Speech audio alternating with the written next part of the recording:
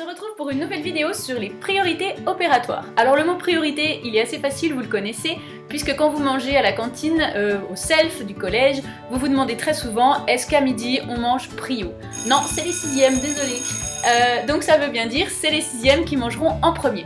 Dans le code de la route, on va trouver le mot priorité assez souvent, par exemple dans les ronds-points ou quand il y a une priorité à droite, eh bien ce sera la voiture de droite qui passera en premier. Donc vous avez compris, priorité, qui est-ce qui passe en premier dans les opérations?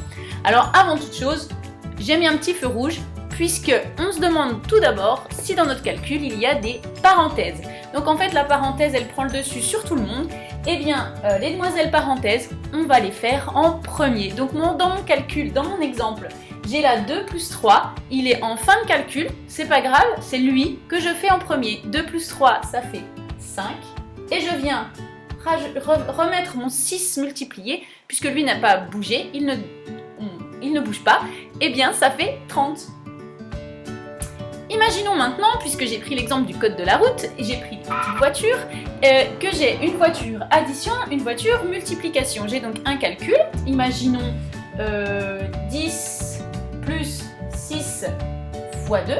Eh bien, dans ce cas-là, ce sera la voiture bleue, la voiture multiplication, qui va passer en premier. Quand on a plusieurs opérations et qu'on a une multiplication et une addition, c'est donc la multiplication qui va passer en premier. Je remets donc mon calcul avec mon plus 10 qui vient se mettre là.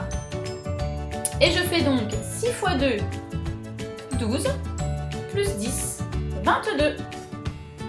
Donc première chose, quand on a une multiplication ou même une division dans un calcul, ce sont elles qui passent en premier. Je vous prends un exemple avec la division. Elle est où ma division? Elle est là.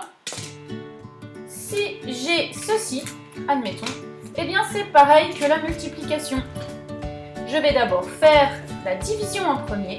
6 divisé par 2 est égal à 3 et je viens ici rajouter 10 et ça fera 13. Je ne fais pas dans l'ordre que je veux. Il y a un ordre à respecter, une priorité sur la division et la multiplication.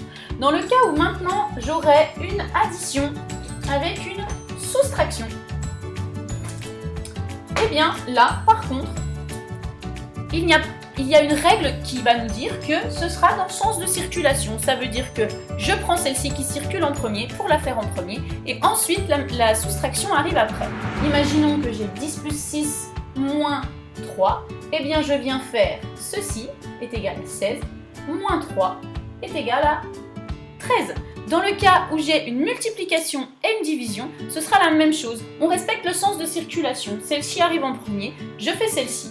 Donc je vous prends un exemple avec une multiplication et une division. Là, hop, je fais disparaître celle-ci.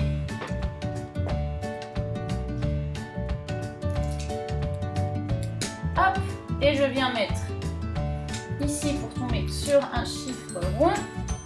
Donc, je prends le sens de circulation. Le sens de circulation, il me dit que je commence par celle-ci. J'ai donc 16 divisé par 4. Et comme je connais très bien ma table du 4 et que j'ai regardé les vidéos sur les divisions partage, eh bien je sais que ça fait 4.